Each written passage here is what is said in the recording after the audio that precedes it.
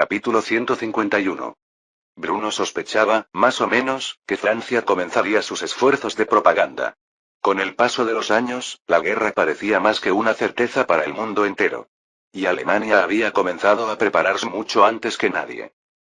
Mientras otras naciones seguían centradas en cumplir con las cuotas de reclutamiento, Alemania estaba en pleno proceso de desarrollo de armas avanzadas. Se esperaba que las últimas entraran en producción a gran escala para 1912. 2 años antes de que estallara la guerra, si todo salía según lo previsto. Por otra parte, Bruno había provocado tantos cambios significativos en esta línea temporal que era prácticamente imposible saber cuándo estallaría la guerra ni cuál sería su causa. A menudo había pensado en un terrible destino irónico. Que su asesinato a manos de la Mano Negra desencadenaría la guerra sin él, en lugar de la prematura muerte de Francisco Fernando. Pero créanlo o no, Erich era muy bueno en su trabajo, y monitorear los entresijos del Reich alemán y de aquellas personas peligrosas que residían dentro de sus fronteras, ya sea temporal o permanentemente, era su pan de cada día. La Mano Negra había intentado, en más de una ocasión, infiltrarse en el Reich alemán para intentar, por segunda o tercera vez, acabar con la vida de Bruno. Pero en cada ocasión, habían acabado enterrados en una fosa común poco profunda y sin nombre en medio de la nada. Eso, por supuesto, tras ser arrastrados a un centro clandestino de la Stasi para ser interrogados. El cual, por supuesto, no constaba oficialmente en ningún registro. En pocas palabras, Bruno estaba bastante satisfecho con su amistad con Erich. Aunque hacía tiempo que éste se había sumido en una sed de sangre insaciable y una absoluta insensibilidad ante la vida como resultado de la repetida exposición a los horrores de la guerra, era un sabueso útil para enviar contra sus enemigos.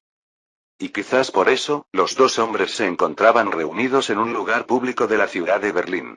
Erich y Bruno vestían ropa cara, algo que Erich no pudo evitar comentar, pues conocía la verdadera naturaleza de su amigo.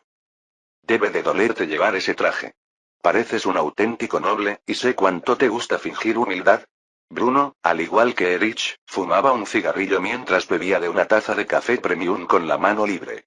Dejó la taza y miró a Erich a los ojos. Ni siquiera se molestó en defender su actitud más humilde ante la vida. En lugar de eso, sonrió mientras aceptaba las bromas de su amigo, como uno normalmente estaría inclinado a hacer. Debes estar amando esto, verme gastar una cantidad absurda de dinero construyendo palacios lujosos, mientras me rodeo de ropa, zapatos y otros accesorios caros como esta maldita corbata que quiero arrancarme del cuello con cada minuto de agonía que me veo obligada a usar semejante absurdo. Erich estalló en carcajadas al oír este comentario de Bruno. No pudo evitar comentar la miseria del hombre al soportar las baratijas que hombres inferiores matarían por tener, como si fuera una tortura infernal diseñada y optimizada por el Señor Dios Todopoderoso para él personalmente. Debo decir, francamente, que el aspecto de un hombre de clase trabajadora no te favorece, amigo mío. Eres demasiado gentil. La nobleza se nota en tu rostro, sobre todo con esa cicatriz de esgrima, por mucho que te guste fingir que eres un hombre del pueblo. Bruno no se ofendió por el uso que el hombre hizo de la palabra gentil para describir su apariencia, ya que no se usaba en el sentido moderno al que se había acostumbrado en su vida pasada, que era una referencia a la mansedumbre, la bondad y, en algunos círculos, la debilidad. Más bien, era una referencia a su condición de hombre de noble cuna, o caballero, un término que, antes de la caída de las monarquías, se usaba exclusivamente, al igual que dama, para referirse a la clase aristocrática. Sin embargo, con la caída de las monarquías en 1918, y con ellas de la civilización occidental tradicional, cualquier atisbo de significado entre las palabras caballero y dama se había diluido tanto que a menudo se usaban indistintamente con hombre y mujer. Tanto es así que las prostitutas y las prostitutas callejeras se ofendían si uno se atrevía a insistir en que no eran lo suficientemente nobles ni virtuosas como para ser llamadas dama. Al recordarlo, Bruno no pudo evitar menear la cabeza, pensando en el destino del mundo del que provenía y en lo contento que estaba de renacer en una época de virtud, cultura y decencia general. 3 cosas que echaban mucho de menos en el mundo que surgiría de la Gran Guerra. Un destino que Bruno se armó de valor una vez más para evitar por todos los medios. Erich, por supuesto, no podía comprender por qué su amigo había adoptado de repente un aspecto tan espantoso, ni su simple gesto de negar con la cabeza. Bruno, por supuesto, no dio explicaciones mientras reflexionaba y volvía a aparecer ante él. Pero en cambio, entendió el punto, la razón por la que le había pedido a Erich que se reuniera con él ese día. ¿Tienes lo que quiero? Al ver que ya no intercambiaban cumplidos y se ponían manos a la obra, Erich sacó una carpeta del bolsillo de su abrigo y se la pasó a Bruno por encima de la mesa. Bruno la abrió y contempló el expediente que contenía. Además de las fotos, tan horripilantes que jamás deberían mostrarse en compañía civilizada. Aún así, Bruno los miró de todos modos, en público, mientras Erich resumía su contenido. La mano negra, como la llamáis, también conocida como unificación o muerte, ha intentado en 3 ocasiones distintas infiltrarse en el Reich alemán y acabar con vuestra vida desde aquel desagradable asunto en Rusia. La buena noticia es que los interceptamos antes de que pudieran acercarse a Berlín. Y tras un poco de persuasión, logramos obtener bastante información sobre sus cómplices. Estos cabrones no solo están en Serbia, sino por todos los Balcanes. Y eso incluye a países como Bulgaria, que acaban de independizarse del Imperio Otomano tras el fin del movimiento de los jóvenes turcos el mes pasado. Podemos evitar que causen daño en el Reich, Bruno, pero apenas están empezando. Sus intentos fallidos de acabar contigo solo han impulsado su reclutamiento. Me temo que estos malditos cabrones podrían ser la causa de algo mucho mayor de lo que podemos imaginar, sobre todo ahora que Austria-Hungría planea marchar con sus tropas a Bosnia y Herzegovina. Bruno miró a Erich, quien parecía estar llegando a la conclusión definitiva que Bruno sabía desde hacía tiempo que ocurriría, tras haberla aprendido en su vida pasada. Una leve sonrisa burlona se dibujó en el rostro de Bruno mientras provocaba en Erich un estado de confusión mental. ¿Cómo qué? El asesinato del archiduque Francisco Fernando, un acto que podría provocar una gran guerra global en toda Europa. Erich miró a Bruno con expresión acobardada. Bruno acababa de anunciar un miedo en el que ni siquiera había pensado. Como si fuera algo natural. Y fue solo entonces que Erich empezó a comprender hasta qué punto Bruno había estado superando a sus oponentes. Pero la idea era surrealista. ¿Se había estado preparando Bruno para un conflicto global desde sus días en la academia, cuando eran simples cadetes? Eso fue más de una década antes. ¿Era esta su única razón para unirse al ejército? La sola idea bastaba para enloquecer a Erich. Estaba a punto de preguntar algo cuando Bruno cerró la carpeta y se la devolvió. Tras lo cual, Bruno planteó una sola pregunta con tono cortante. ¿Has avisado a los servicios de inteligencia austrohúngaros de lo que has descubierto? Erich negó con la cabeza en silencio, aún intentando comprender la profundidad de la astucia y la planificación de Bruno. Pero cuando Bruno sonrió de nuevo, terminando su café con una mueca de desprecio, antes de levantarse de su asiento, Erich sintió escalofríos, sobre todo cuando Bruno prácticamente confirmó que todo iba según sus planes. Bien, asegúrate de mantenerlo así. No queremos que los austríacos nos arruinen la diversión, ¿ahora, lo haríamos? Bruno estaba a punto de darse la vuelta cuando Erich se levantó bruscamente, llamando la atención de varias personas cercanas. Enseguida se dio cuenta de que no podía expresar sus pensamientos en alemán, o quienes los observaban lo oirían. Así que le susurró a Bruno en ruso sus exactos y aterradores pensamientos. No me digas, ¿sabías todo esto? ¿Por qué? Bruno silenció el interrogatorio de Erich mientras se inclinaba y le daba una palmadita en el hombro. Sus palabras sonaban como si el diablo le susurrara un dulce veneno al oído. Se avecina una guerra, amigo mío. No se puede evitar. Quizás se posponga, pero en cualquier caso no hay nada que podamos hacer para detenerla. ¿No es eso lo que siempre has deseado? Bruno se marchó sin decirle una palabra más, dejando a Erich sin palabras. Una cosa era segura. Erich le tenía 10 veces más miedo a Bruno que antes. Y empezaba a considerar volver al ejército. Como si las palabras de Bruno fueran ciertas, esta guerra alcanzaría una escala nunca vista en la historia de la humanidad, o al menos no en el continente europeo. Y, por Dios, se perdería toda la diversión. Capítulo 152. Bruno se reunió con Heinrich poco después de haberlo hecho con el otro de sus 2 mejores amigos. Francamente, la guerra tiene una forma de hacer que los hombres descubran quiénes son realmente, y resultó que Erich y Heinrich eran todo lo contrario cuando empezaron a dispararse las balas. El único propósito de Heinrich en la guerra era mitigar el sufrimiento que soportaban sus propios hombres y que los civiles atrapados en el conflicto se veían obligados a soportar como una tribulación impuesta sobre ellos por Dios Todopoderoso. Erich, por otro lado, era un asesino sádico y despiadado que disfrutaba de la tortura, el asesinato y el dolor que otros sufrían a manos suyas y de sus hombres. Hombres así no eran aptos para la paz de una sociedad civilizada. Pero en tiempos de guerra, eran una de las armas más poderosas que podía empuñar un comandante. Si se las utilizaba adecuadamente, claro está. El problema era que este tipo de hombres también eran un arma de doble filo, y por eso debían mantenerse muy cerca de su amo, para que no actuaran por su propia voluntad y causaran complicaciones innecesarias. Bruno lo había aprendido a las malas, y no volvería a sufrir semejante error. Y aunque Erich no se daba cuenta, la mirada vigilante de Bruno estaba constantemente puesta sobre él y sus actividades como actual director de la Stasi.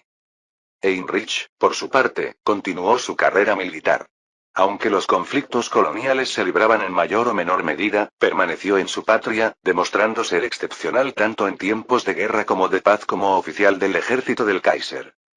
Y por eso, probablemente sería coronel de pleno derecho para cuando estallara la guerra. Aún así, Bruno lo mantuvo cerca. Al fin y al cabo, era un hombre sentimental que se preocupaba profundamente por los seres humanos, incluso por los de la nación enemiga. Hombres como estos también eran un lastre en el campo de batalla, pero por razones opuestas a las de Erich. Aún así, ambos eran útiles.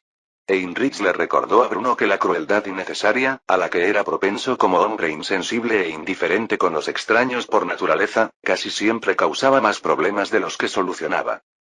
Pero Erich actuó como el demonio sobre el hombro de Bruno, recordándole que a veces la brutalidad y la crueldad hacia los enemigos también eran necesarias.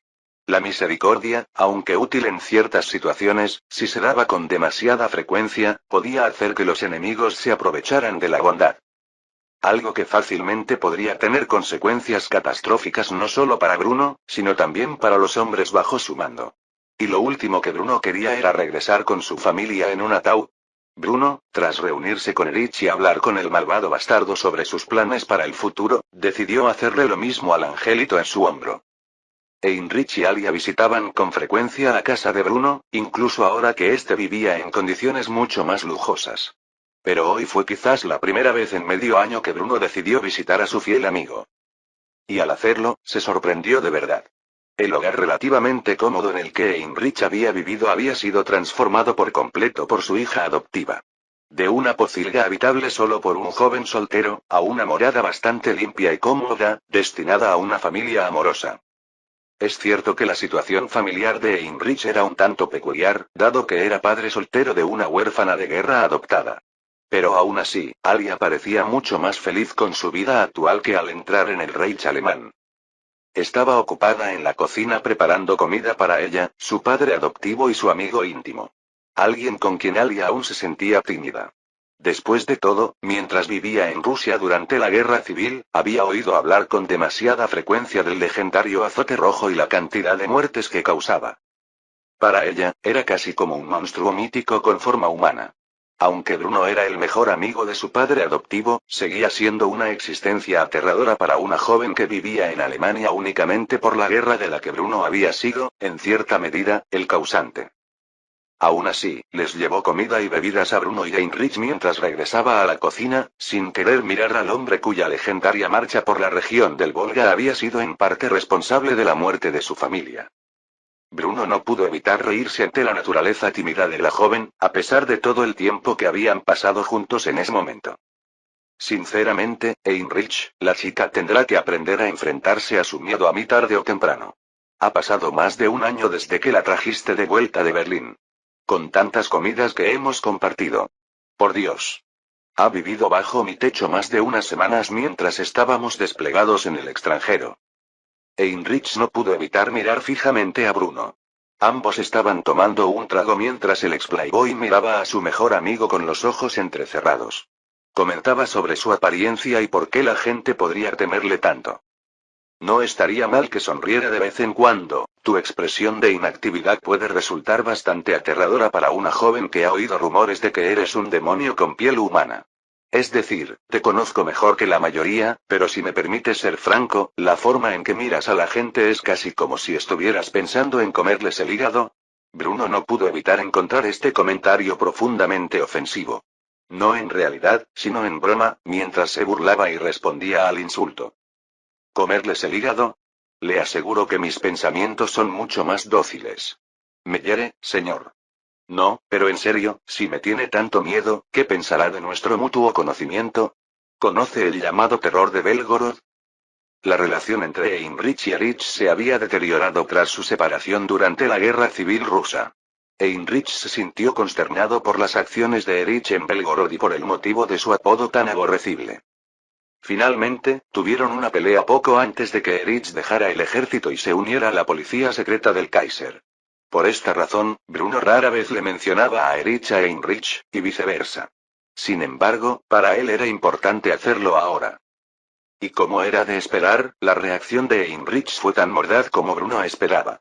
Dejó su jarra de cerveza sobre la mesa antes de sermonear a Bruno por mantener contacto con quien claramente era un sádico desquiciado. No me digas que sigues hablando con ese psicópata asesino. No sé en qué estaba pensando el Kaiser al poner a semejante monstruo al mando de su policía secreta. Después de lo que hizo en Belgorod, aunque no tengo pruebas que confirmen mis sospechas, no me cabe duda de que está incriminando a muchos sospechosos de traición solo para asesinarlos a sangre fría. Bruno pareció completamente impasible ante la indignación de Heinrich. Al fin y al cabo, en más de una ocasión le había ordenado a Erich que hiciera precisamente eso. De hecho, nunca le había contado a Heinrich la verdadera razón por la que lo habían elegido para su puesto actual, pero considerando el motivo exacto de su visita, Bruno finalmente decidió confesarlo. Lo recomendé al Kaiser para su puesto actual. El grito de Heinrich fue tan fuerte que hizo que Alia, que estaba en la cocina limpiando platos, se estremeciera y dejara caer un plato al suelo. ¿Qué carajo? ¿Por qué harías algo así? ¿Sabes qué clase de bastardo enfermo es? ¿Por qué le darías una posición en la que fácilmente podría abusar de su poder para hacer daño a inocentes? Bruno entrecerró los ojos y miró hacia el asiento de Heinrich, donde ahora estaba de pie, expresando su indignación. Era una mirada severa, una que silenciosamente le ordenó al hombre que volviera a sentarse y se comportara. Lo cual hizo obedientemente por instinto. En cuanto a las siguientes palabras de Bruno, no respondieron de inmediato a la pregunta de Heinrich. Sorprendentemente, llamó a Alia para asegurarse de que no se hubiera hecho daño accidentalmente debido al repentino arrebato de su padre. Alia, ¿estás bien? Alia llamó rápidamente, asegurándole a su padre y a su invitado que estaba bien y que estaba limpiando el desastre que había hecho por accidente. Estoy bien, disculpen la molestia. Continúen con su conversación. Enseguida limpiaré este desastre.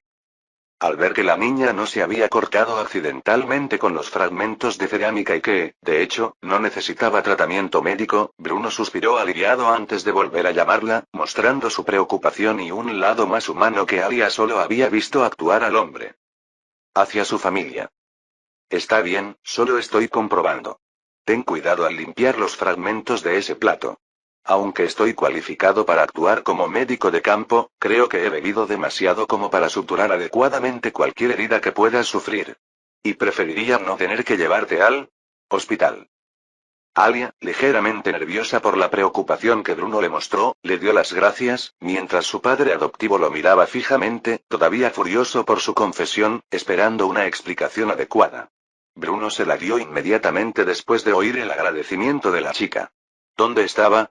Ah, cierto, estaba a punto de contarte las razones exactas por las que recomendé a Erich a la Stasi antes de que me interrumpieras con tanta brusquedad con tu arrebato. Heinrich, ¿de verdad crees que después de lo que la guerra le hizo a ese hombre sería prudente mantenerlo en el ejército? Al menos en tiempos de paz. ¿Qué influencia tendría en los hombres si de repente se aburría? ¿O quizás crees que sería prudente despedirlo y enviarlo a la calle, donde hay innumerables víctimas inocentes esperando a que las aproveche? Francamente, tenía dos opciones con Erich. Abatirlo como a un perro rabioso o soltarlo contra los enemigos del Kaiser. No todos nuestros adversarios están fuera de nuestras fronteras, Heinrich, y te aseguro que tengo ojos para ti. Vigilando a ese hombre en todo momento. Al igual que el Kaiser, si se comporta mal, se le castigará. Pero por el momento, ha demostrado ser un arma fiable contra los enemigos de la corona que residen dentro de nuestras fronteras. Además, cuando la guerra finalmente llegue, necesitaré sus servicios una vez más. Es mejor tener un cuchillo afilado y cerca, incluso en tiempos de paz, ¿no te parece? No querríamos que nuestro pequeño perro del infierno se volviera complaciente, ¿verdad? No te pido que hagas las paces con ese hombre, pero sí te pido que toleres su existencia. Cuando vuelva a mi lado pronto. Porque, créelo o no, Heinrich, estos días de paz que disfrutamos no durarán para siempre. No pasará mucho tiempo antes de que estalle una gran guerra en toda Europa, una que podría arrasar el mundo entero. Y cuando llegue ese día, hombres como Erich serán muy útiles. Entonces, ¿qué dices? ¿Estás dispuesto a dejar de lado tus diferencias y trabajar juntos por Dios, el Kaiser, la familia y la patria? Heinrich suspiró profundamente al escuchar esta petición de un hombre al que consideraba su hermano. Y por eso, se bebió el resto de su cerveza antes de finalmente acceder a lo que Bruno le pidió. Ese pedazo de mierda seguramente nos arrastrará a los dos al infierno con él si se le da la oportunidad. Oportunidad, pero confío más en tus instintos que en los míos, y si lo que dices realmente va a llegar a suceder, entonces incluso yo debo admitir que estamos destinados a enfrentar el juicio del buen Señor, de todos modos. Mientras puedas mantenerlo bajo control, no te criticaré. Está bien, tú. Te doy mi palabra. Cuando llegue el momento de que los tres nos reunamos bajo la bandera del Reich, toleraré a ese bribón. Bruno se acercó de inmediato y le dio una palmadita en la espalda a su amigo, asegurándole que todo saldría bien. Después, continuaron compartiendo sus bebidas antes de que Bruno regresara a casa para pasar el resto de la noche con su querida familia. Capítulo 153. Poco después de reunirse con Heinrich y Erich, Bruno los obligó a sentarse juntos en un pub local. Escuchar a Heinrich prometer que olvidaría el pasado fue una cosa. Pero verlo en persona fue otra. Y aunque Bruno confiaba en Heinrich lo suficiente como para ser un hombre de palabra, si ambos iban a seguir hablando el uno del otro a sus espaldas, sin decirse una palabra hasta que finalmente estalló la guerra, ¿qué sentido tenía todo este trabajo? Por eso, Bruno organizó una reunión entre los tres, donde él actuaría como mediador. Para entonces, todos habían consumido más de 1 litro de cerveza. Lo cual, para Bruno, no fue suficiente para siquiera emborracharse. En cuanto a Heinrich y Erich, su tolerancia al alcohol era tan diferente como sus personalidades. Erich era capaz de competir con Bruno por el título de peso pesado del mayor borracho del mundo. Mientras tanto, Heinrich se desmayaba y vomitaba tras beber poco más de 1 litro de cerveza. Debido a esto, solo uno de los tres hombres estaba terriblemente borracho, arrastrando las palabras mientras criticaba a su viejo amigo, convertido en enemigo acérrimo, sentado frente a él con una mirada satisfecha en su rostro. Tú, eres un psicópata, lo sabes. ¿Qué hiciste? El hombre se quedó en silencio absoluto, parpadeando como si intentara descifrar si estaba despierto. Mientras Erich negaba con la cabeza en silencio, una mirada de desdén se reflejaba claramente en su rostro. Bruno se sentía bastante avergonzado por su amigo y su incapacidad para contener el alcohol. Estuvo a un sorbo de caerse en la silla y golpearse la cabeza contra el borde de otra mesa. Por eso, Bruno se llevaba la mano a la frente y suspiraba profundamente. Se frotaba el puente de la nariz con el índice y el pulgar como si intentara calmar un dolor de cabeza, o peor aún, una migraña.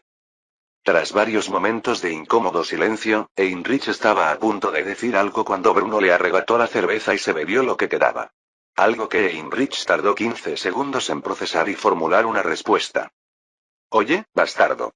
Eso es mío. Bruno, sin embargo, sacó su billetera y arrojó unos marcos sobre la mesa.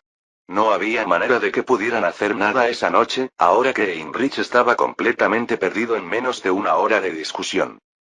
Después de pagar la cuenta, Bruno le dio una palmadita en la espalda a Erich y le dijo que se fuera a casa a descansar.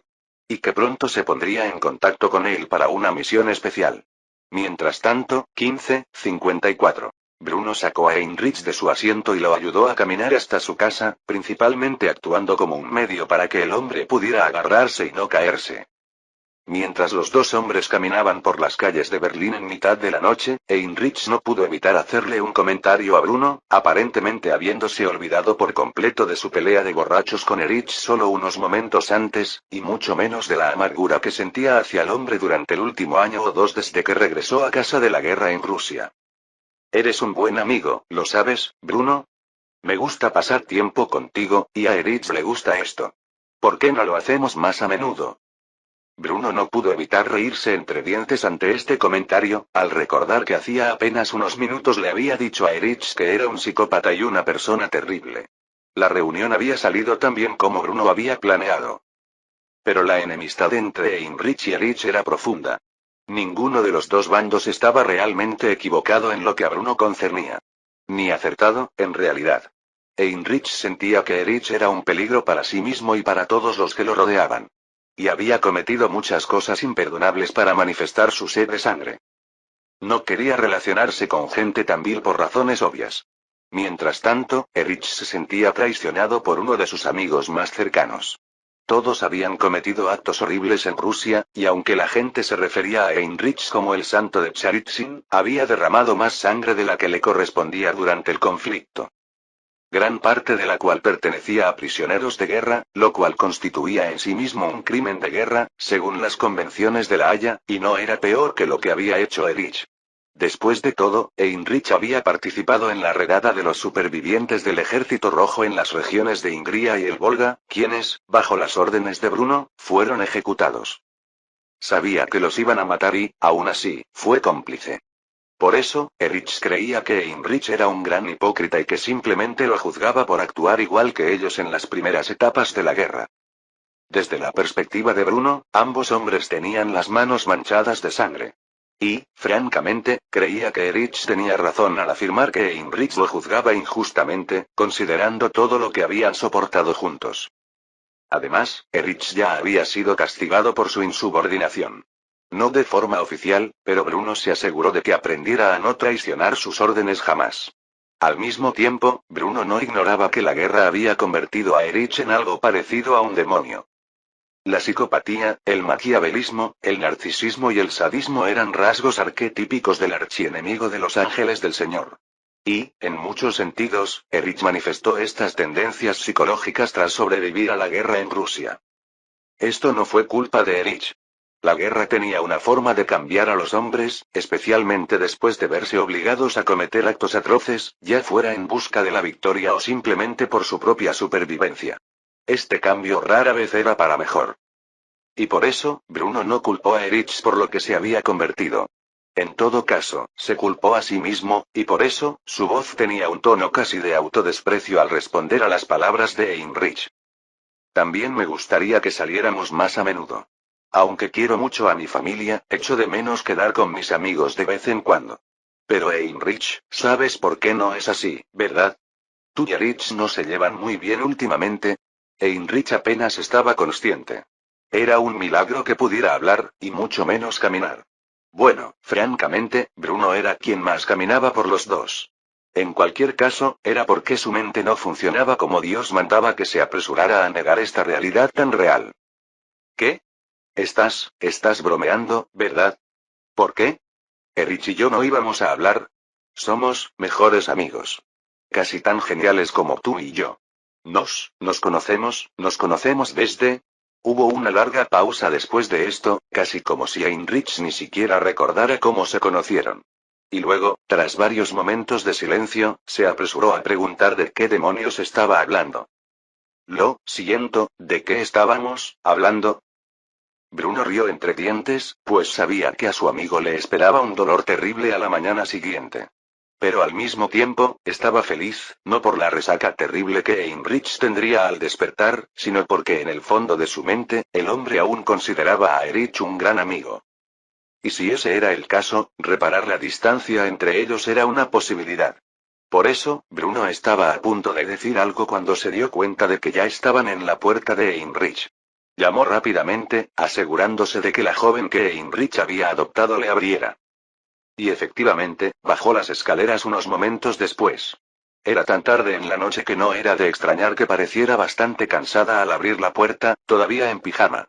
Al ver el estado en que se encontraba su padre adoptivo, la joven se despertó rápidamente y frunció el ceño.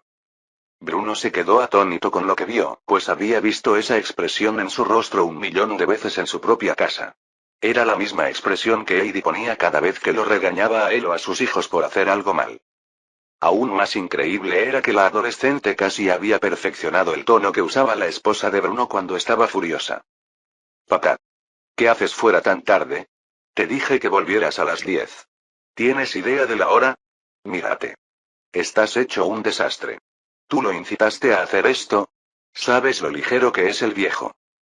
Bruno se sintió un poco incómodo al ver a la adolescente, que adoptaba una pose similar a la de su esposa cuando se enfadaba con él o con sus hijos. Fue casi instintivo para él disculparse, y, francamente, ella se lo debía.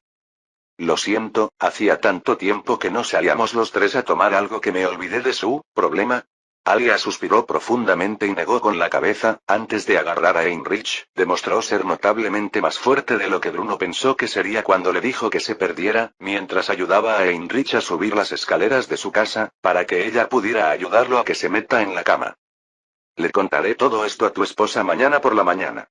Hablando de eso, apuesto a que ella te espera ahora mismo. Así que date prisa y lárgate. Tengo que ayudar a este viejo borracho a meterse en su cama. Si no se acuesta boca abajo mientras duerme así, seguro que se ahogará con su propio vómito. Y si eso pasa, te haré responsable. Sinceramente, a Bruno le sorprendió que la chica tuviera la fuerza de carácter para gritarle así. Considerando que apenas unos días antes, todavía se sentía intimidada por él. Su misma presencia. Era cierto lo que decían. La mejor cura para el miedo era la ira. Y esta jovencita rusa estaba muy emocionada en ese momento. Por eso, Bruno se disculpó una vez más antes de regresar a su propiedad, donde estaba casi seguro de que sería recibido por su esposa, quien sin duda lo regañaría por segunda vez. Capítulo 154. La crisis bosnia comenzó casi inmediatamente después de que el Imperio Otomano entrara en un estado de revolución. Revolución que duró menos de 30 días, cabe recordar, antes de que el sultán se viera obligado a ceder a las demandas del movimiento de los jóvenes turcos y a permitir la restauración de la constitución del imperio y, en cierta medida, la celebración de nuevas elecciones al parlamento. Como resultado de esto, los Balcanes se vieron sumidos en el caos, con varias naciones ya sea directamente bajo el control de otro imperio otomano como territorios imperiales, o estados vasallos como Bulgaria usando esto como una oportunidad para obtener su tan deseado independencia. Y, por supuesto, los Habsburgo utilizaron esto como excusa para anexionarse por completo la región conocida como Bosnia y Herzegovina, que durante las últimas décadas había estado bajo su control indirecto. En cuanto el ejército austríaco entró en los Balcanes, la situación se desató rápidamente. El rey serbio se había visto obligado, debido a la presión internacional, a aceptar la anexión, al menos públicamente. Pero a puerta cerrada, Pedro conspiraba con la mano negra para convertir el asunto en un asunto controvertido. La oscura organización, cuyo objetivo era la independencia de todos los estados de los Balcanes y una nación para cada identidad étnica de la región, había fracasado repetidamente en su intento de asesinar a Bruno después de que éste revelara que sabía de su existencia y sus crímenes. Como resultado, finalmente decidieron que el costo de perder a sus miembros en estos intentos fallidos de asesinato ya no valía la pena. Bruno parecía no haber revelado su identidad a nadie, a pesar de los múltiples ataques contra él. Debido a esto, centraron su atención en incitar la revuelta contra la anexión de Bosnia y Herzegovina por los Habsburgo.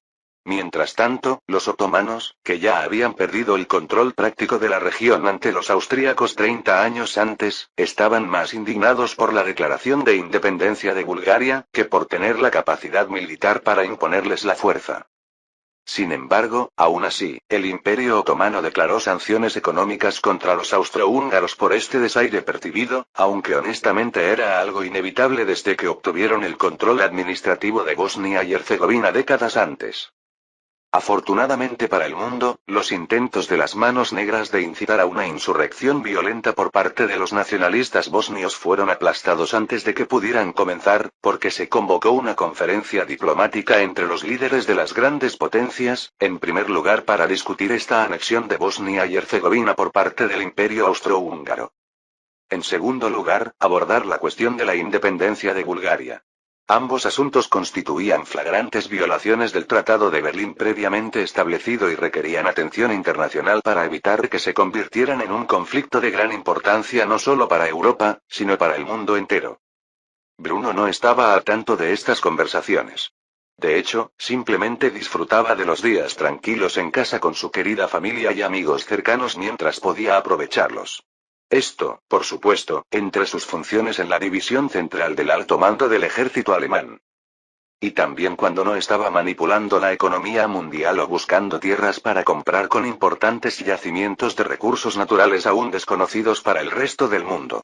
En cualquier caso, como siempre, Bruno era un hombre ocupado, tanto que involucrarse en una conferencia diplomática destinada a resolverse de una manera que favoreciera sus ambiciones generales en la vida era simplemente una pérdida de tiempo innecesaria. Tampoco estaba precisamente cualificado para sentarse a la mesa con estos emperadores, reyes y otros jefes de Estado. Al fin y al cabo, ese era uno de los muchos poderes que la constitución del Imperio alemán otorgaba al Kaiser. Por esta razón, fue Guillermo el que se sentó a la mesa con personajes como Francisco José I, Nicolás II, Armand Falleres, quien en ese momento era el presidente de Francia, el primer ministro Herbert Henry Asquith del Imperio Británico, el rey Víctor Manuel III de Italia, el rey Pedro I de Serbia, entre otros. Francamente, Bruno ya había conseguido el acuerdo de Rusia y Serbia para la anexión. Y habían expresado su apoyo a las acciones de Austria-Hungría. Quedaban en disputa las naciones de Gran Bretaña, Francia e Italia. Todas ellas tenían opiniones diferentes al respecto. La realidad era que esta conferencia diplomática no se había celebrado en la vida pasada de Bruno. Los alemanes, mediante astutas maniobras diplomáticas, la fueron posponiendo hasta que finalmente se canceló por completo. En cambio, los temas en disputa se habían resuelto mediante una serie de consultas en diversas capitales, acordando finalmente una enmienda al Tratado de Berlín. Pero hoy, la conferencia se estaba celebrando, quizás debido a todos los cambios que Bruno había hecho en el cronograma. Y por eso todos estos líderes mundiales estaban reunidos en Berlín. Mientras tanto, Serbia había sorprendido a la Entente al ceder en el asunto con tanta facilidad. Era de esperarse la presencia de Rusia. Después de todo, Italia había informado a Gran Bretaña y Francia de la alianza secreta forjada entre Alemania, Austria-Hungría y Rusia. Sin embargo, Italia aún no había anunciado su salida de la Triple Alianza, a pesar de que se había formado otra alianza sin ellos entre las demás potencias. Debido a esto, el rey Víctor Manuel III intentó estafar a Austria-Hungría exigiendo la compensación acordada con los Habsburgo cuando Italia accedió a unirse a la Triple Alianza varias décadas atrás. Para obtener el apoyo italiano para su futura anexión de Bosnia y Herzegovina, Italia había exigido territorios en disputa que, según ellos, eran suyos y que ahora estaban en posesión de Austria-Hungría. Esto ocurrió tanto en las regiones alpinas del Bajo Tirol y Trento, como en regiones de los Balcanes, como el litoral adriático y Dalmacia. Así, cuando el rey italiano preguntó con tanta audacia estas razones en la conferencia, en medio de una acalorada discusión, todos guardaron silencio. Italia aceptará reconocer la anexión de los territorios en disputa por parte de Austria-Hungría siempre que cumplan la promesa que nos hicieron en 1989. Aunque Italia no reveló explícitamente cuál era esta promesa, los miembros de las potencias imperiales estaban plenamente conscientes de ello. Por ello, el zar Nicolás II, el Kaiser Francisco José I y el Kaiser Guillermo II se miraron con expresión preocupada. Básicamente, Italia los ponía en aprietos respecto a si querían o no que los italianos siguieran siendo miembros de su alianza. Pero, al mismo tiempo, los habían excluido de la formación de la Liga de los Cuatro Emperadores por una razón. Y de ahí que el Kaiser austríaco finalmente expresara su negativa a ceder las tierras que solicitaba. Me temo que no tengo ni idea de qué está hablando Su Alteza. Esto no fue precisamente algo que sorprendiera al rey italiano, pues ya esperaba que esta fuera la respuesta. Pero, francamente, lo expresó de todos modos, ya sea como excusa para abandonar oficialmente la alianza militar que tenía con los alemanes y los austrohúngaros, o simplemente para estafarlos y quitarles los territorios en disputa. De cualquier manera, planeaba hacerse con el control del Tirol, Trento, el litoral adriático y Dalmacia, ya fuera por medios pacíficos o por conquista directa. Dado que ya tenía la respuesta, se retiraría formalmente de la Triple Alianza poco después. Mientras tanto, las negociaciones continuarían durante algún tiempo antes de que finalmente se hicieran suficientes concesiones financieras para garantizar que los Habsburgo fueran reconocidos universalmente por las grandes potencias de Europa como los gobernantes legítimos de Bosnia y Herzegovina. Capítulo 155. Bruno no tardó mucho en ver en los diarios que la crisis bosnia se había resuelto prácticamente igual que en su vida anterior. Aunque con algunos cambios menores en las circunstancias. Rusia no se sintió afectada por el proceso y había votado a favor de su aliado Austro-Hungría desde el principio. Serbia, aunque estaba de acuerdo, lo había hecho a regañadientes, pues se vio obligada a ceder ante los intentos de la mano negra de matar a Bruno en suelo ruso. Aún sentían una profunda amargura por el resultado, y sin duda sería un acontecimiento que contribuiría a desencadenar la Gran Guerra en un futuro próximo. Italia también se enfureció con el resultado, pero en lugar de sufrir en silencio hasta retirarse de la Triple Alianza en 1915, un año después del inicio de la Gran Guerra en la vida pasada de Bruno, inmediatamente utilizaron esta conferencia como un medio para abandonar una alianza que, en la práctica, ya estaba inválida. Esto no fue precisamente una sorpresa para quienes ya estaban al tanto de lo que ocurría tras bambalinas en el escenario mundial. Y mucho menos para Bruno, quien disfrutaba de un agradable desayuno con su familia. Para entonces, Heidi estaba visiblemente embarazada, pero eso no le impidió ser la supervisora de su nueva propiedad, una auténtica joya. Todos los sirvientes no solo eran examinados a fondo, sino que también recibían la formación adecuada y se les exigía un nivel de calidad tan alto que la tasa de deserción inicial rondaba el 90%.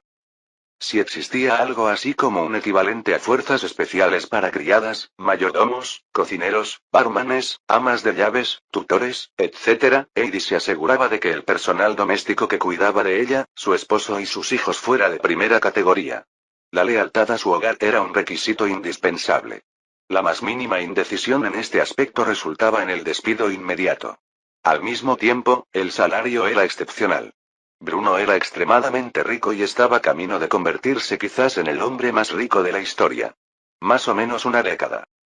Incluso había empezado a invertir en la apertura de su propio banco nacional para competir con grupos como los Rothschild, quienes, francamente, desconfiaban menos que casi nadie en este mundo. Contratar al mejor personal, con un salario con el que nadie más podía competir, no supuso ningún problema para las finanzas de Bruno. Francamente, Bruno siempre ofrecía a sus empleados un salario al menos un 25% superior al de la competencia. Además, otorgaba bonificaciones excepcionales. Cuanto mejor fuera el rendimiento laboral, mayor sería el salario, independientemente del puesto. Esta era una excelente manera de captar a los mejores talentos y fomentar su lealtad hacia su empleador, a la vez que se aseguraba de que sus empleados estuvieran bien atendidos. Quizás se debía a la avaricia corporativa que había presenciado en su pasado, pero como propietario de varias empresas y activos importantes, Bruno tenía un gran sentido de la nobleza obliga. Era su deber, como hombre en una posición de privilegio, riqueza y poder, usar esas tres cosas en beneficio de sus subordinados. Especialmente de sus subordinados directos. Ya fueran los soldados bajo su mando o los hombres y mujeres a su servicio, Bruno siempre los había tratado como si fueran de su propia familia. No solo por conveniencia, sino también porque era lo correcto. Quizás por eso conocía el nombre de cada miembro del personal de su finca y agradeció rápidamente a una de las criadas que se acercó a llenarle la taza de café, tras ver que estaba a punto de vaciarse. Gracias, Frieda. Bruno no era precisamente madrugador, y a menudo necesitaba al menos 3 tazas de café para estar plenamente funcional durante el día. Quizás por eso, la joven criada siempre vigilaba de cerca su taza, asegurándose de que tuviera la cantidad de café que necesitaba, cuando la necesitaba, ni un momento antes ni un momento después. Era, sin duda, un talento excepcional, uno que Bruno apreciaba mucho, aunque estaba demasiado aturdido para expresar su agradecimiento. Quizás fue porque el hombre parecía tan cansado al bostezar antes de tomar otro sorbo de su taza, que la criada simplemente respondió de una manera que desestimó por completo su agradecimiento. No es nada que requiera tanta gratitud, Su Alteza. Simplemente estaba haciendo lo que me pagan por hacer. Bruno, sin embargo, frunció el ceño al oír esto. No porque se sintiera particularmente ofendido, sino porque sentía que la actitud humilde de la mujer era demasiado autodespreciativa. Aunque sus habilidades como criada eran excepcionales y recibía el salario que merecía, la mujer siempre era demasiado exigente consigo misma. Los perfeccionistas solían ser así cuando sentían que no estaban a la altura de los estándares que se habían impuesto. Por eso, Bruno corrigió rápidamente a la mujer. Aunque estaba agotado, sentía que ella debía ser más indulgente consigo misma, sobre todo si iba a durar mucho tiempo en ese trabajo. Que era exactamente lo que él deseaba. No todo tiene que ser perfecto, jovencita. Tienes la mala costumbre de menospreciar tus propias habilidades ejemplares. Francamente, tus habilidades solo son superadas, quizás, por la de la jefa de limpieza de esta casa. Y si piensas lo contrario, quizás debería rebajarte el sueldo según tu propia valoración de ti misma. Además, ya te lo he dicho miles de veces, por favor no te refieras a mí con mis honoríficos, odio eso. Si no puedes llamarme por mi nombre, entonces llámame señor, o simplemente señor von Zener, ¿de acuerdo? Freida abrió mucho los ojos al oír esto. No porque realmente creyera que Bruno le descontaría el sueldo, sino porque el hombre sutilmente le decía que si no creía en su trabajo, no le pagaría lo que le pagaba. Y por eso, rápidamente inclinó la cabeza y le dio las gracias. Durante todo ese tiempo Heidi entró en la habitación, después de haber supervisado la preparación del desayuno de ese día por parte del personal de cocina como la auténtica tirana que era. Gracias, quiero decir, señor, aprecio su amabilidad. La mujer alzó la vista ante la sonrisa satisfecha de Bruno, solo con la mirada, antes de volver rápidamente a mirar al suelo, sonrojándose. Hasta que Heidi le gritó que fuera a ayudar a una de sus compañeras con la colada. Eso es todo, Freida. Ya está preparado el desayuno y mi esposo ya ha tomado suficiente café esta mañana. Puedes ayudar a Berta con la ropa si no tienes nada más que hacer. Las palabras de Heidi no pretendían ser severas con la joven criada. Aunque la chica estuviera un poco enamorada de Bruno, en realidad iban dirigidas a Bruno, quien sin su interferencia solo bebería café y cerveza. Algo profundamente perjudicial para el hombre. Y por eso, Bruno suspiró y negó con la cabeza mientras bebía un sorbo de su vaso. Freida huyó del lugar. Heidi, sin embargo, se sentó frente a su esposo y lo miró con una sonrisa cariñosa. Comentando lo contenta que estaba con la forma en que trataba a su personal, aunque fuera con su habitual sarcasmo. Vaya. Si se corre la voz de que la plaga roja es tan amable con sus empleados, puede que sus enemigos ya no les teman. ¿Qué hará entonces el gran general Oberst? Bruno no pudo evitar sonreír ante las palabras de su esposa, que sabía que estaban llenas de amor y calidez, a pesar de lo que había dicho. Decidió seguirle el juego, negando él mismo las acusaciones de ser un monstruo. Contrariamente a la creencia popular, no soy un demonio ni un animal salvaje que vista la carne de un hombre. Solo soy cruel con quienes me provocan o con quienes lo merecen. Si los comunistas se salieran con la suya, chicas como ella estarían vendiendo sus cuerpos en la calle por una hogaza de pan. Eso, por supuesto, suponiendo que no se hubiera muerto de hambre, incluso si consiguiera un trabajo decente como criada, no recibiría el salario que se merecía. Y para mí, eso es un crimen mucho más monstruoso que cualquier cosa que haya hecho jamás. Heidi seguía sonriéndole a Bruno con la cara entre las manos. Mientras tanto, sus hijos ignoraban el sutil coqueteo de sus padres con métodos poco ortodoxos y, en cambio, comían con gusto.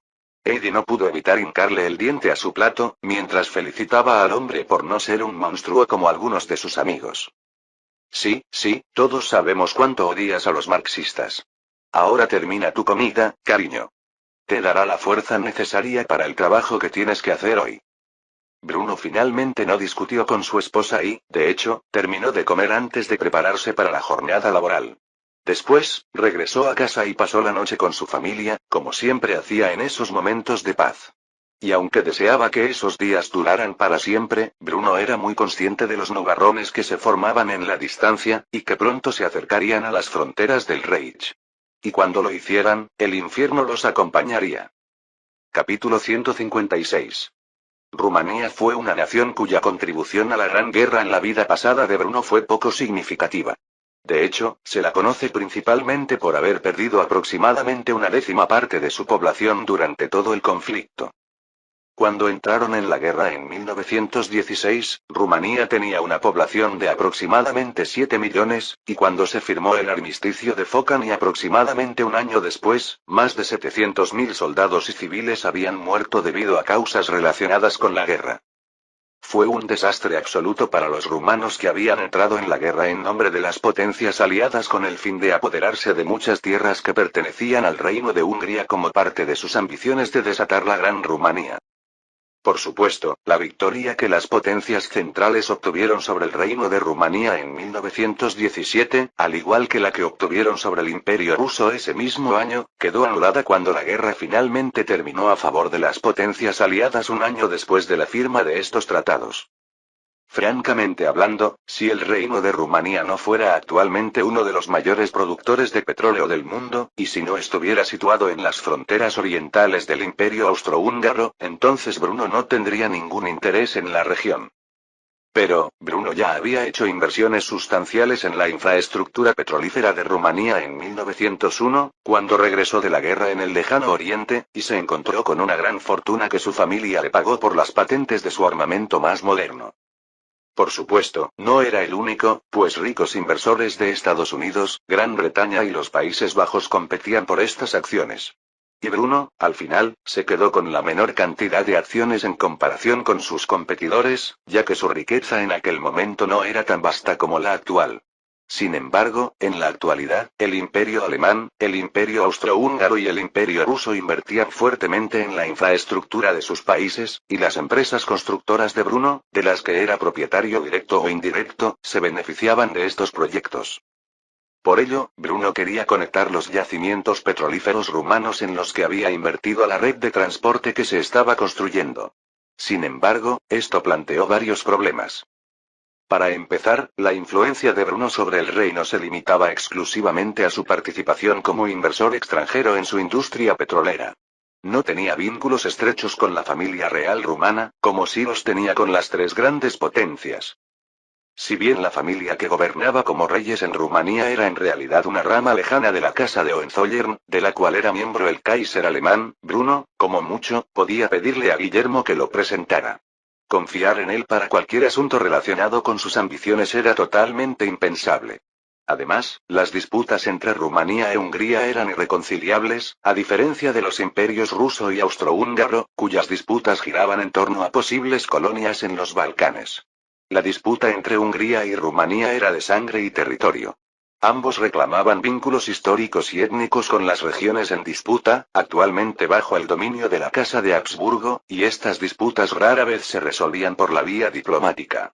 Y mucho menos cuando la posibilidad de reclamarlas mediante la conquista estaba en el horizonte. Convencer al rey rumano para que se uniera a los austrohúngaros contra las potencias aliadas, cuando su único propósito al librar esa guerra era ganar territorio en disputa con los austrohúngaros, fue una maniobra diplomática que Bruno no era ni remotamente capaz de realizar. De hecho, Bruno dudaba que alguien pudiera convencer a los dos monarcas de aceptar tal cosa, ya que requeriría fuertes concesiones, ¿y para qué? ¿Acceso al petróleo? Esto era especialmente absurdo si se tenía en cuenta que Rusia y Austria-Hungría ya eran dos de las tres naciones del mundo con mayor capacidad de producción petrolera que Rumanía. ¿Por qué Austria-Hungría debía ceder sus territorios en Rumanía a cambio de acceso al petróleo, cuando ya superaba a Rumanía en producción petrolera? No tenía sentido, y Bruno ni siquiera estaba de acuerdo con una concesión así, necesaria para reconciliar a ambas naciones. Aún así, siempre era mejor tener menos enemigos que más, y dado que parecía que las potencias aliadas inicialmente estarían compuestas por Gran Bretaña, Francia, Italia y Serbia, añadir a Rumanía a la lista, incluso si solo fuera capaz de reunir a unos 700.000 hombres, no era lo ideal. ¿Podría Rumanía ser expulsada en las primeras etapas de la guerra? ¿Y que Austria-Hungría se apropiara de sus activos petroleros como resultado de un tratado severamente punitivo? Con toda seguridad. De hecho, si se unieran a la guerra inmediatamente en este plazo, en lugar de esperar 2 años, Bruno calculó que le tomaría menos de un año arrasar Serbia y Rumanía, suponiendo, por supuesto, que se le diera el mando de tal teatro de operaciones. Pero, de nuevo, los tratados excesivamente punitivos fueron, en última instancia, lo que provocó el inicio de la Segunda Guerra Mundial en la vida pasada de Bruno. El resultado de la cual fue lo que Bruno consideró la destrucción de la civilización occidental en su conjunto. Con todo esto en mente, Bruno solicitó una semana de descanso de sus funciones en la división central del alto mando del ejército alemán para visitar Rumanía. Al hacerlo, también solicitó personalmente al Kaiser que contactara con sus parientes lejanos y negociara con ellos en su nombre para permitir una presentación adecuada. Como era de esperar, el Kaiser accedió a esta petición. Hacía tiempo que había empezado a confiar en el criterio de Bruno. Sobre todo en lo que se refería a los preparativos para la Gran Guerra Europea, que cada día se convertía en una posibilidad cada vez más realista. Y como Bruno estaba expresando interés en los yacimientos petrolíferos de Rumanía, además de que ya tenía inversiones sustanciales en ellos, para Guillermo tenía sentido al menos hacer lo mínimo indispensable para organizar una reunión entre el rey rumano y Bruno. De ahí que Bruno estuviera ahora sentado en un tren rumbo a Bucarest. Siendo sincero, Bruno nunca había estado en la parte húngara del Imperio Austrohúngaro. En sus visitas anteriores, solo había pasado por los territorios de la corona austríaca. Pero ya fuera en esta vida o en la pasada, mucho después de que el imperio se desvaneciera en los anales de la historia, Bruno nunca había pisado Hungría. Si bien Austria era un estado alemán que, por razones políticas, nunca se unificó con el Reich alemán, Hungría y las demás regiones del imperio eran marcadamente diferentes, tanto en términos culturales como patrimoniales, lo cual se evidenciaba en la propia arquitectura que se exhibía en la región. Quienes no estén familiarizados con la belleza y diversidad de la arquitectura europea podrán observar las hermosas capillas, palacios y otros grandes edificios que se yerguen orgullosos en el paisaje húngaro y asumir que no se diferencian de la parte austríaca del imperio. Pero se equivocarían. Existían algunos estilos similares debido a la proximidad de Hungría con Alemania. Pero también había diferencias, tanto sutiles como manifiestas, incluso con los estilos similares a los de Austria. Incluso existían algunos edificios de estilo otomano repartidos por el suroeste de Hungría y Transilvania, construidos durante un breve período de ocupación turca. En este sentido, Hungría era quizás una de las pocas naciones de Europa donde aún se conservaba la antigua arquitectura islámica. Sobre todo si se considera que la mayoría de las naciones europeas, sometidas a una historia tan oscura, derribaron las estructuras construidas por los invasores tras obtener su soberanía, como era habitual en cualquier territorio ocupado por un agresor extranjero. De cualquier manera, Bruno nunca se aburría mientras viajaba por Europa. Muchos de estos edificios, por hermosos y magníficos que fueran, no sobrevivirían al siglo XX, o al menos no lo habían hecho en su vida anterior. Algunos fueron reconstruidos, pero hubo un poco de tristeza al presenciar una restauración. Como uno nunca se supo si era realmente fiel al original. Pero muchos otros se perdieron en la historia, solo visibles en fotografías y pinturas realizadas en la época anterior a su ruina.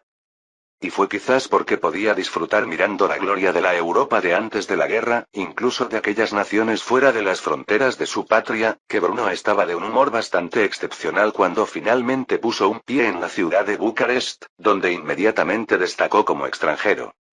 Por suerte, Bruno dominaba varios idiomas. Dedicó su infancia a dominarlos hasta un nivel que solo un hablante nativo podría pronunciar. El idioma era una herramienta valiosa, especialmente en tiempos de guerra. Y eso era, en definitiva, para lo que Bruno se había estado preparando desde su primera reencarnación. Por lo tanto, a pesar de su marcada apariencia extranjera, Bruno logró llevarse bastante bien con los lugareños mientras se preparaba para su estancia en Bucarest. Allí fue conducido al Palacio Real, donde fue recibido por el rey Carol I y su esposa. Capítulo 157. Rumanía era un lugar interesante para visitar. Bruno nunca había estado en esa parte de Europa en su vida anterior, ni en esta, de hecho. De hecho, a pesar de estar relativamente cerca de Alemania, considerando todo, conocía mejor las naciones de Asia Oriental que Rumanía. Aún así, dominaba el idioma y tenía una comprensión general de su historia, por lo que quizás fuera uno de los visitantes extranjeros más hábiles para socializar con los lugareños. Claro que no tardó mucho en hacerlo, al menos con la clase plebeya, pues al salir de la estación de tren, Bruno fue recibido por miembros de la familia real rumana que pretendían escoltarlo hasta el Palacio Real. Bruno permanecía sentado en silencio en la parte trasera del automóvil alemán exportado que la familia real rumana utilizaba para su propio transporte por Bucarest y para el de sus invitados. Después de todo, Daimler y Benz habían revolucionado el transporte de lujo gracias a la intervención de Bruno. Los automóviles que normalmente no se habrían producido hasta la década de 1930 estaban de moda en el Reich alemán y, naturalmente, si uno era rico, querría un vehículo tan avanzado para sí mismo. Por ejemplo, el principal modelo que la compañía vendió a la élite mundial fue el Daimler-Benz 770 Grand Mercedes. Era un automóvil hermoso y elegante, destinado a un mercado aristocrático.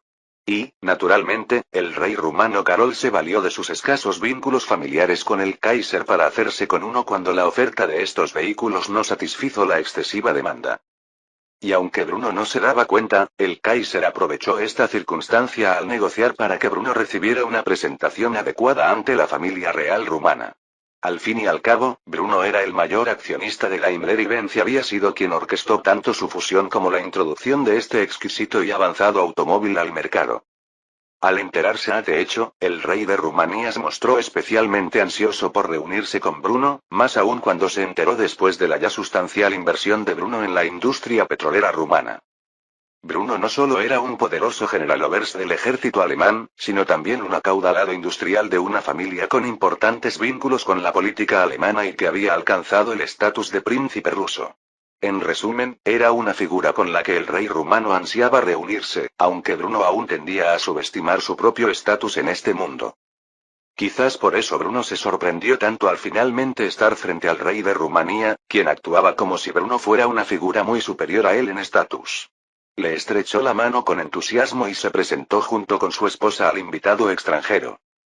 Príncipe Zener, debo decir que es un gran honor conocerlo finalmente en persona. He oído hablar mucho de usted. Sus hazañas en el campo de batalla son muy reconocidas, incluso aquí en mi humilde reino. Pero me sorprendió mucho saber que sus intereses industriales son aún mayores. Bruno no frunció el ceño al oír cómo el rey se refería a él. Eran desconocidos y hombres de gran prestigio. Aunque su título en Rusia carecía de tierras, pues gobernar feudos era en gran medida cosa del pasado lejano, seguía siendo un título nobiliario de primer orden, y lo había usado correctamente. Usar el honorífico von en el apellido de su familia sería incorrecto, ya que era una costumbre alemana que no se extendió a la sociedad rusa. En realidad, su casa principesca rusa se conocía simplemente como la Casa Zener. Curiosamente, ya en el siglo XVIII, parientes lejanos de Bruno emigraron a Rusia por invitación de Catalina la Grande, princesa alemana de Pomerania. Esta atrajo a numerosos colonos alemanes a diversas regiones del Imperio ruso para establecerse y trabajar la tierra como agricultores. Esto fue antes de que la familia de Bruno obtuviera su estatus de nobles dentro de Prusia, y debido a esto, había bastantes familias con estatus de plebeyos dentro del Imperio ruso que compartían su nombre, aunque no su estatus de noble. De hecho, probablemente había más Zeners en Rusia que en Alemania en ese momento, ya que era un apellido bastante raro en el Reich alemán. Aún sabiendo esto, la marcha de Bruno por la región del Volga, donde se asentaron muchos de estos parientes lejanos, no fue menos despiadada en su persecución del ejército rojo. Por supuesto, a Bruno no le sorprendió que el rey rumano, Carol I, hubiera investigado a fondo sus antecedentes, aunque no fuera solo por seguridad. Por ello, respondió con el debido respeto a un monarca extranjero. Me honra, Su Majestad. Soy solo un humilde príncipe, mientras que usted es un rey. Hablarme con tanta grandiosidad dice mucho del respeto que me tiene y de mis logros. Solo espero volver a comportarme con tanta amabilidad. Por favor, permítame presentarle estos humildes regalos.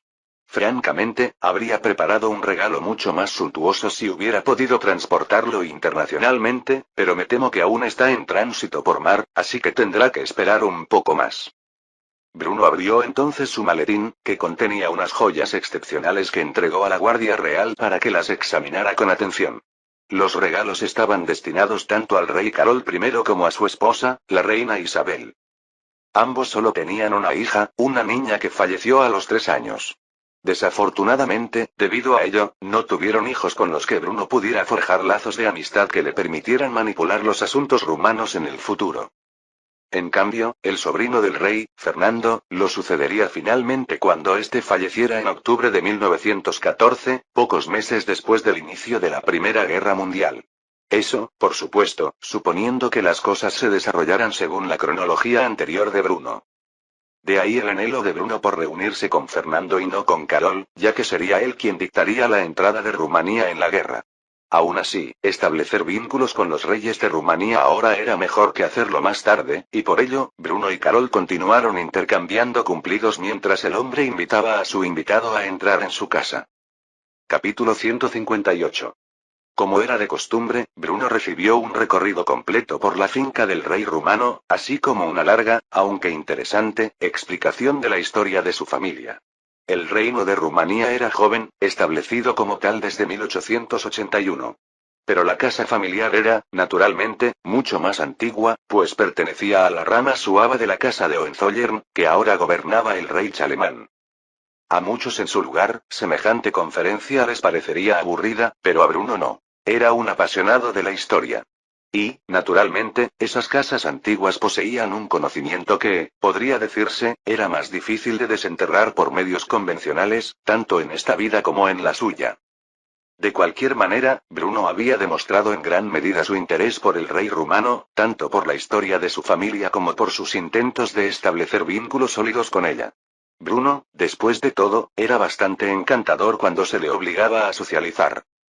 Cuando llegó la hora de la cena y el resto de la familia real se reunió, Bruno había convencido por completo al rey rumano de que lo tratara como si fuera un viejo amigo de la familia, en lugar de como era la primera vez que se conocían.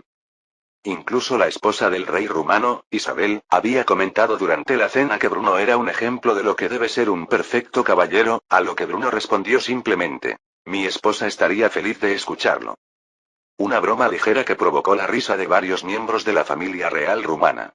Siendo sincero, Bruno, en los últimos meses, desde que se dio cuenta de que empezaba a volverse antisocial al visitar al Kaiser alemán y a su familia, había empezado a tomar medidas adicionales para resocializar con el mundo, especialmente con la clase aristocrática. Así, a pesar de que se había obligado a sonreír y hacer las cosas bien, en lugar de utilizar su habitual humor negro ante estos hombres y mujeres que no estaban acostumbrados al humor que a menudo se encuentra entre veteranos de combate como él. Finalmente, el tema que provocó que la jovialidad de la conversación terminara de forma amarga y abrupta no fue abordado por Bruno en persona esta vez, sino por Ferdinand, a quien Bruno había intentado llamar la atención toda la noche. El hombre abordó sin rodeos un tema con el que Bruno estaba demasiado familiarizado. Corre el rumor de que se avecina una gran guerra europea, una que podría arrasar con todas las grandes potencias. Tengo curiosidad por saber qué opina el general del Reich alemán al respecto. Seguramente ya se han preparado al respecto, ¿no? Carol miró a su sobrino con una mirada de desaprobación, no solo porque sonaba como si el hombre estuviera tratando de obtener información clasificada de su invitado bajo el disfraz de amistad, sino también porque era algo que el anciano rey había decidido que era inapropiado discutir en las condiciones actuales. Aún así, antes de que el hombre pudiera reprender adecuadamente a su sobrino por sus malos modales, Bruno se rió entre dientes y respondió la pregunta de todos modos. ¿Quieres mi respuesta sincera? ¿O prefieres que simplemente calme tus miedos con trivialidades vacías? Francamente, Fernando no esperaba necesariamente que Bruno respondiera con semejante respuesta. Y aunque el actual rey de Rumanía pudiera no estar interesado en el tema, como heredero designado al trono, dado que su padre Leopoldo había abdicado de la línea de sucesión en favor de sus hijos, Fernando estaba obsesionado con la posibilidad, y por ello se oyó un murmullo en el terrible silencio que reinaba en la sala antes de que le preguntara a Bruno la verdad. Su opinión sincera sobre el asunto sería muy apreciada. Bruno no respondió de inmediato. Más bien, cuando oyó al príncipe rumano, que un día sucedería a su tío, preguntar la verdad, la alegre máscara que usaba para entretener a estos nobles hombres y mujeres de repente se rompió en 1.000.000 de pedazos, solo para romperse en el siguiente segundo y revelar la terrible y escalofriante expresión por la que Bruno era tan famoso. Tomó un gran trago de su copa de vino, asegurándose de que no quedara nada de su bebida antes de responder a la pregunta que le hicieron de la forma más directa posible. Desde mi perspectiva, la guerra entre las grandes potencias europeas no es una posibilidad ni una probabilidad. Es, más bien, una certeza absoluta. Y a esta conclusión ya han llegado muchos líderes mundiales. Se están construyendo fortificaciones por todo el mundo en preparación para este futuro conflicto, se están reclutando ejércitos, se están fabricando armas a una escala nunca antes vista en la historia de la humanidad. Y ya se han comenzado a forjar alianzas entre las mayores potencias del mundo. Aunque no hablamos abiertamente de ello, pues todos deseamos esta paz, ahora la aprovechamos para que dure lo máximo posible. Pronto, el mundo, no solo Europa, estará bañado en sangre. Decenas de millones morirán, y al final, cualquier paz que se logre establecer entre las ruinas del viejo mundo sin duda resultará en un segundo conflicto, aún más devastador, en las décadas siguientes. Pocos conocen la verdad que voy a contar, pero siendo totalmente sincero, calculé el estallido de esta guerra como algo inevitable desde mi adolescencia. Fue la razón principal por la que me uní al ejército alemán y sigue siendo la fuerza que me impulsa a alcanzar las mayores metas imaginables en mi elección profesional. Naturalmente, no somos los únicos que nos preparamos para esta guerra. Nuestros futuros enemigos también lo hacen. Y si pudiera darles un consejo al respecto, les aseguraría que lo mejor para su país y para Rumanía en su conjunto sería mantenerse al margen del conflicto. Pero, en última instancia, esa es una decisión que tendrán que tomar cuando finalmente llegue el momento de tomar las armas, así que, hasta que ese día finalmente llegue para todos nosotros, ¿qué tal si dejamos de centrarnos en temas tan terribles y, en cambio, disfrutamos de los años de paz que nos esperan? Un silencio absoluto perduró durante todo el banquete, mientras Ferdinand recibía miradas fulminantes por amargar el ambiente con un tema tan sombrío. Incluso el hombre que había sacado el tema de conversación sintió náuseas al escuchar la evaluación de Bruno y ver la indiferencia en sus ojos al mencionar el posible estallido de una guerra mundial y la destrucción que causaría un conflicto tan terrible. Ahora comprendía por qué tanta gente hablaba de Bruno a sus espaldas como si fuera una especie de monstruo con forma humana. Pues, ¿qué clase de ser humano podría considerar semejante tema y afirmar que era una certeza para el futuro de la humanidad, y aún así actuar como si no tuviera que preocuparse por ello? Quizás la brutal honestidad de Bruno tuvo un efecto exagerado en la familia real rumana, algo que él no pretendía en un principio. Aunque no lo trataron con menos amabilidad, Bruno percibió cierta intimidación entre ellos. Una que podría terminar beneficiándose. Porque, ¿qué clase de loco o imbécil declararía la guerra sabiendo que tenía el potencial de enfrentarse a semejante monstruo en combatir? Y aunque a medida que pasaban los años, Bruno continuaría construyendo su amistad con la familia real rumana bajo el objetivo de evitar su entrada en la gran guerra que se avecinaba, la realidad era que Bruno había logrado él solo este fin aquí en esta discusión, algo que no habría tenido la posibilidad de hacer tan temprano si Ferdinand hubiera mantenido la boca cerrada sobre un tema tan delicado. Capítulo 159. Bruno regresó al Reich alemán poco después de su visita al reino de Rumanía, pero no permaneció allí mucho tiempo. Al fin y al cabo, tenía otros asuntos que atender al otro lado del Atlántico. Si bien Bruno llevaba tiempo invirtiendo en diversas empresas del país, también había patrocinado personalmente a numerosos inventores. Uno de ellos, a quien deseaba desesperadamente financiar, era un verdadero visionario, un hombre que, después de su muerte y hasta los años 1990, cayó en un estado de relativa oscuridad a pesar de sus contribuciones que ayudaron a construir las bases del mundo moderno. Durante años, Bruno intentó captar el talento del serbio estadounidense, pero este lo eludió, recurriendo a la élite estadounidense para financiar sus proyectos. Para entonces, ese dinero empezaba a escasear, y Bruno vio en ello una excelente oportunidad para captar el talento excepcional y satisfacer sus propias ambiciones. Debido a esto, Bruno finalmente decidió zarpar a través del Atlántico hacia Manhattan en un intento de reunirse con el hombre en persona y con suerte convencerlo de emigrar por segunda vez en su vida, esta vez desde los Estados Unidos de América al Reich alemán. Era una tarea ardua, pero Bruno lo intentaba. Como creía de todo corazón, proporcionar a Nikola Tesla los fondos que necesitaba para hacer realidad sus numerosos diseños sería un gran beneficio para la humanidad a largo plazo. Francamente hablando, Tesla dependía principalmente del dinero proveniente de sus patentes en ese momento, pero esas patentes serían violadas e infringidas por corporaciones estadounidenses cuando estallara la guerra, y al final de la guerra, él estaría efectivamente en quiebra, o al menos con toda seguridad así en los años posteriores a su finalización. Bruno quería evitar esta tragedia para el logro científico trayendo a Nikola Tesla de vuelta al Reich alemán y otorgándole financiación prácticamente ilimitada para sus proyectos. Así pues, tras tan solo 5 días a bordo de un transatlántico, Bruno llegó a Estados Unidos. Como Bruno era de origen alemán y hablaba inglés casi a la perfección, se integró bastante bien con la población estadounidense, caminando por sus calles y admirando las vistas del gigante dormido y su progreso actual mientras se dirigía hacia su objetivo final: reunirse con Nikola Tesla en una de sus oficinas actuales ubicadas en Manhattan. Francamente, cuando Bruno llegó a su destino final, no le sorprendió en absoluto descubrir que Nikola Tesla no estaba nada contento de verlo. Bruno llevaba años intentando conseguir una reunión con él, y por alguna razón, Tesla se le había escapado. Finalmente, Bruno tuvo que solicitar una reunión bajo una identidad falsa para poder hablar con Nikola Tesla, y al hacerlo, por supuesto, perturbó al hombre al que intentaba coaccionar. Sin embargo, Bruno esbozó una sonrisa descarada al presentarse ante un legendario científico e ingeniero de su pasado. Es muy difícil conseguir una reunión con usted. Pero me temo que ya no puede eludirme. Permítame presentarme. Me llamo Bruno Boncener. Aunque, a juzgar por su expresión, ya sabe quién soy. Debo admitir que me da pena que se haga el difícil, pero es un honor conocer por fin a su conocido, señor Tesla.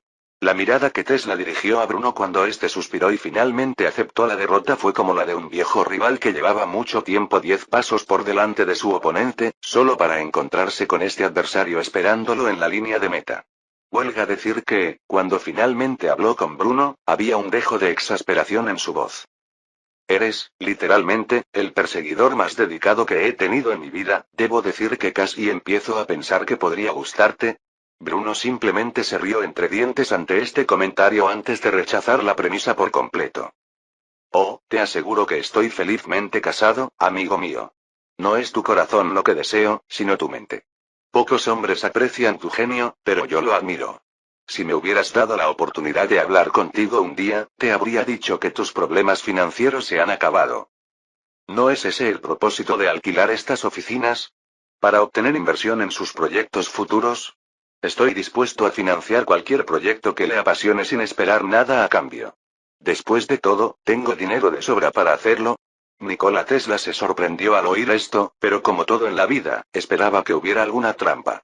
Es decir, nadie en este mundo tiraría su dinero en un montón de ideas sin probar y francamente descabelladas sin esperar nada a cambio.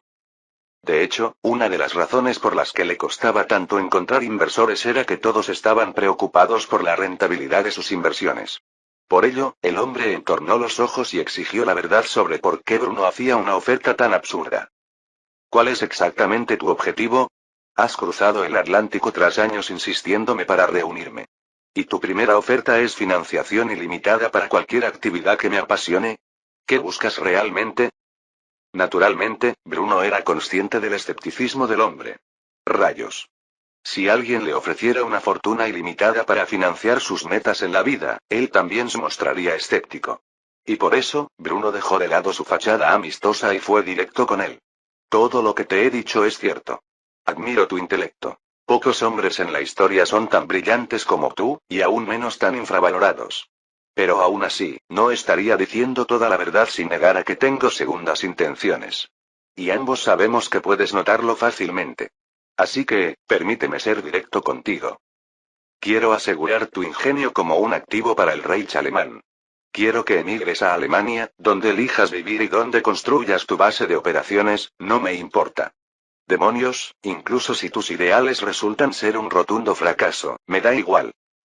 Pero creo que adquirir su genio beneficiará a mi pueblo. Y para mí, los intereses del Reich alemán justifican el gasto, aunque tal vez nunca recupere mi inversión en sus proyectos científicos. Nikola Tesla todavía se mostraba escéptico y se apresuró a interrogar a Bruno sobre lo que decía. ¿Te preocupas tanto por tus semejantes que estarías dispuesto a asumir semejante riesgo financiero solo por la posibilidad de un futuro mejor para la humanidad? Bruno se apresuró a negarlo, aunque aclaró lo que realmente quería decir de una manera que finalmente convenció a Tesla de que estaba siendo completamente honesto en sus afirmaciones. ¿Mis compatriotas? Dios mío, no. No podría verme obligado a preocuparme por la vida de la inmensa mayoría de los seres humanos de este planeta. No soy ni un santo ni un ángel. Pero por mis compatriotas alemanes, por supuesto. Además, mi riqueza es tan vasta y diversa que incluso si te diera dinero por el resto de tu vida, lo que solo resultaría en fracasos, aún estaría lo suficientemente seguro para vivir la vida. La misma vida que tengo ahora. ¿Qué dices? ¿Volverás conmigo a Alemania, donde juntos podremos construir un futuro mejor? ¿O te quedarás en Estados Unidos y te arruinarás cuando finalmente estalle la guerra y los estadounidenses infrinjan descaradamente las patentes que ya has solicitado? ¿Europa? Este era un futuro inevitable. Los estadounidenses infringirían múltiples patentes durante la guerra. Pero el resultado final fue que se verían obligados a pagar indemnizaciones. Después de que terminó Y aunque la violación de patentes durante tiempos de guerra era algo en lo que Estados Unidos estaba dispuesto a involucrarse, Bruno no tenía dudas de que no se atreverían a confiscar sus activos en el país, que incluían sus acciones en importantes corporaciones estadounidenses. Porque si lo hacían, se desatarían las consecuencias al terminar la guerra. Esto, por supuesto, dependía de la idea de que Estados Unidos entró en la guerra en nombre de los aliados, algo que Bruno esperaba poder evitar por completo. De cualquier manera, sus palabras le dieron a Nikola Tesla mucho que temer, pues estaría prácticamente en bancarrota si tal cosa sucediera. Y por eso, se apresuró a darle una respuesta a Bruno, aunque no la que esperaba, pero sí la que aún esperaba. ¿Puedes darme algo de tiempo para considerar tu oferta? Habiendo anticipado ya que este sería el resultado, Bruno se apresuró a aceptarlo, poniendo su fe en el genio y en que elegiría lo que en última instancia fuera mejor para él, Reich alemán y, por extensión, el mundo entero. Por supuesto, tómate todo el tiempo que necesites. No tengo prisa. Esta oferta es indefinida. Podrías contactarme dentro de 20 años y con gusto seguiría ayudándote. Ah, y olvidé mencionar que no tengo intención de interferir en tus proyectos ni en ninguna corporación que puedas tener. Tiene la libertad de usar mi dinero como desee, por si le preocupaba que intentara microgestionarlo. Oh, Dios no lo quiera, suprimir su ingenio. Así que haga con esa información lo que quiera. Espero tener noticias suyas en el futuro, señor Tesla. Hasta que nos volvamos a encontrar. Tras decir esto, Bruno se levantó y salió de la oficina de Tesla, dejándolo con mucho en qué pensar. Aún estaba por verse si aceptaría la oferta de Bruno, pero Bruno estaba seguro de que lo haría. Aunque le llevara otros 20 años. Capítulo 160. Bruno pasó otros 5 días en el mar tras reunirse con Nikola Tesla antes de finalmente regresar a casa. Francamente, no quería ir a trabajar al día siguiente. Pero claro, rara vez podía elegir su propio horario. El deber y el servicio eran cosas que realmente terminaban solo con la muerte. Uno siempre tenía una responsabilidad con su familia, su comunidad, su patria, su monarca y Dios. Eludir estas obligaciones en aras del descanso era un signo de pereza.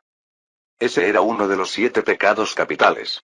Con razón, pues la pereza y sus tentaciones habían sido la ruina de muchos grandes hombres.